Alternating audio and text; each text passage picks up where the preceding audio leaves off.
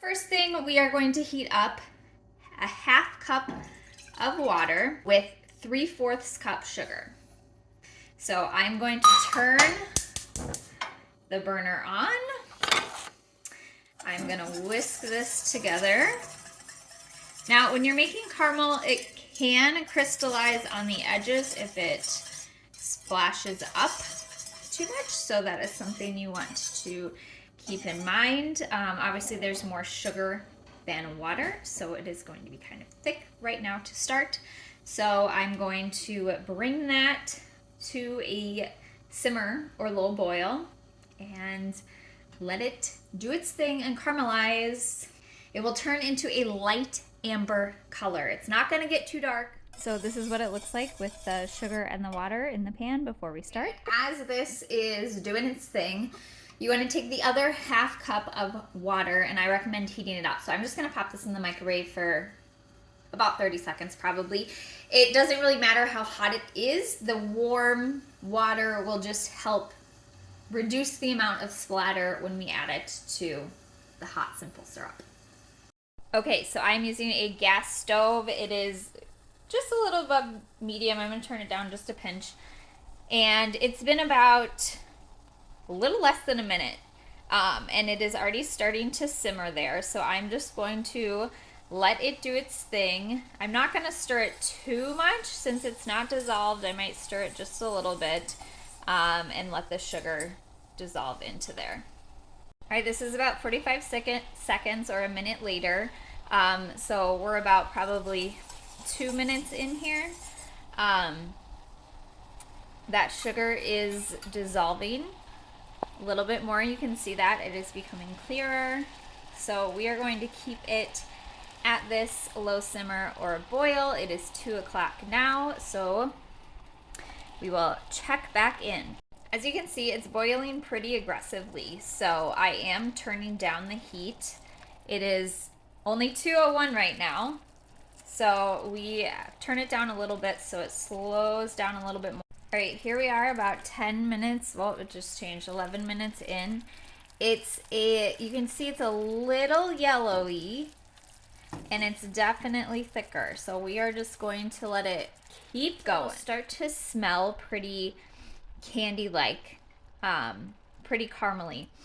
You'll get that toasted flavor, and this is at about 14 minutes. Okay, we're right at 16 minutes, and you can see here on the edges, it is starting to turn golden brown, and it really smells quite toasty. So if I move it like that, hopefully the steam's not getting in the way, you can kind of see that. So I am actually, if I was just making this for me, I would probably pull it right now. You can see that even as I'm talking, it's still 216. It is progressively turning more caramely. So I am actually going to turn off the heat. Okay, we are still at 216. So the color of it, this is at about 16 minutes. Before we switch, now that it's cooled down, you can see the color. Okay. Like I said, you could even stop it before it gets to this, because obviously there is residual heat.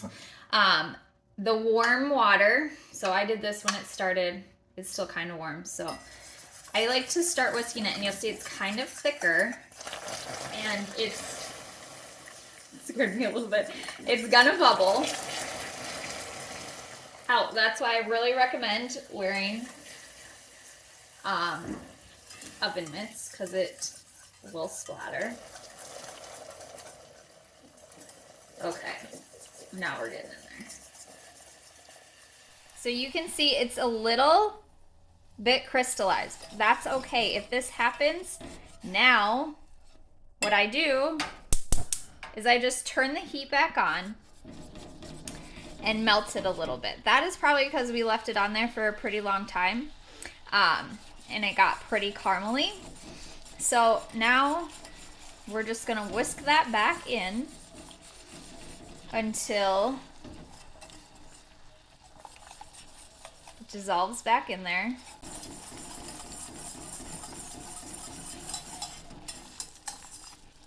Oh, we're doing pretty good.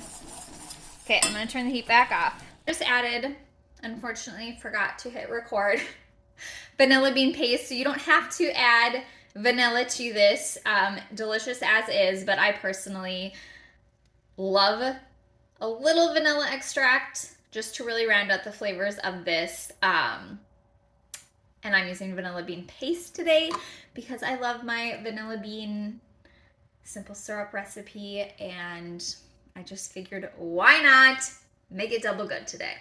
So I will show you. I've whisked it in. Okay, the vanilla bean paste is whisked in, so if you can see those little flecks, that's what that is. If you use extract, there won't be those flecks, but there is our golden amber caramel simple syrup, and I'm gonna use this in coffee all weekend long. Okay, so it is still hot, so I'm gonna do this very carefully, but I want to show you the color of it in the jar as it pours.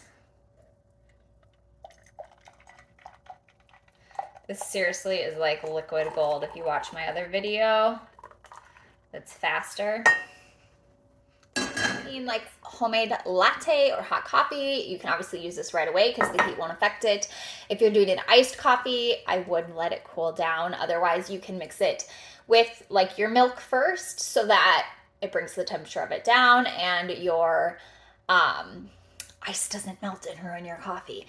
So there's some options. I'm gonna let it cool at room temperature before I give it a try, and then I will store it in the fridge covered. Simple syrup needs to be stored in the fridge so that it lasts longer, especially when it is made with other things, like if you're making a fruit simple syrup. So anyway, find this full recipe at forkinthekitchen.com, where we have lots of homemade simple syrup recipes and lattes. Enjoy.